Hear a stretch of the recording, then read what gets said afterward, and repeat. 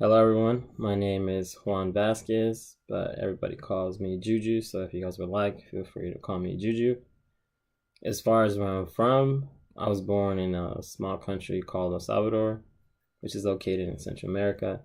And in our country, the main language that is spoken is Spanish, so growing up, I've always spoken Spanish in our household. Spanish has always been the predominant language. I moved to the United States when I was about 4, and we moved to South Central Los Angeles, where my two younger brothers were born.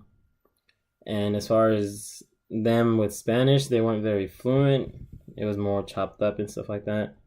So communicating with my parents, they would mix Spanish and English, which helped my parents learn English. And until I was about 10, they would use a couple words here and there to get by. And they progressively got better with the language, and now they're very fluent in it. And because I did most of my schooling in Los Angeles, like the schools over there, they didn't really offer ESL classes, so I never had to go to ESL classes. But my two younger brothers did once we got here to Texas. And I didn't know how that whole process goes and stuff. I would just hear from them or see through my friends here, and I would see that they sometimes would get taken out of class and to go get help learning English and stuff like that. And in high school, I was only offered 3 languages to learn, like as part of like the plan. And the 3 languages that my high school offered were Spanish, French, and Latin. And I decided to take the easy route, so I just took Spanish. And even though I did take the easy route, I felt like it was beneficial because it helped me learn more about the language, and it helped me as far as grammar and reading and writing and stuff goes. And because I took the easy route in high school, I decided to take something a little more challenging once I got to college. So I took American Sign Language, and quickly into getting into that class, I fell in love with the language. I thought it was really cool, really interesting. I didn't know the deaf community was as big as it was here in Houston, and it was pretty cool hanging out with deaf people and stuff like that.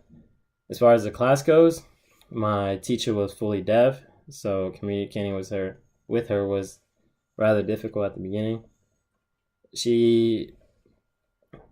When we tried to talk to her, she would ask us to sign to her, but since we weren't very familiar with the language, we would have to write everything down or type it out. And as an incentive for her to get us to learn more signs, she would respond to us in sign language. And once that didn't really work at the beginning, she would then finally type it out on the projector or write it out on the board and stuff. And I wish I was as fluent as I once was, because it's a pretty cool language and stuff like that. And growing up in Los Angeles, I was always exposed to different languages because over there you meet people from all over the world. And now I'm still introduced to a bunch of different languages because I work on cars. So I get customers from all over the world with all their different issues and stuff on their vehicles. And because I was once in their shoes, when I hear them kind of struggling with English, I know what it's like, so I try to be more sympathetic as far as communication and stuff goes.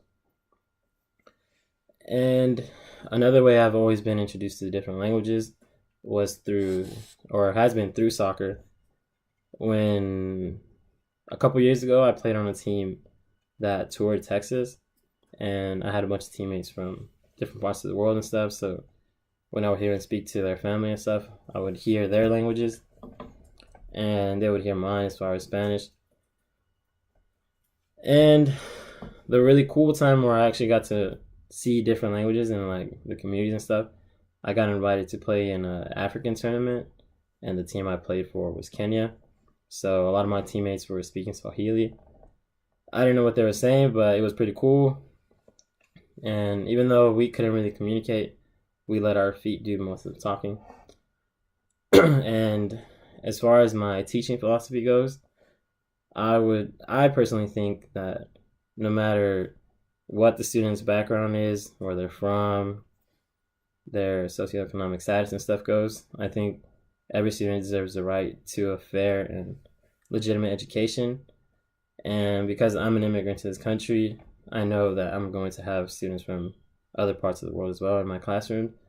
So I would like to help them as far as their school and stuff goes. And if I can help them on different boundaries and stuff, I would like to help them in those aspects as well. And yeah, that's about it. Thanks for watching.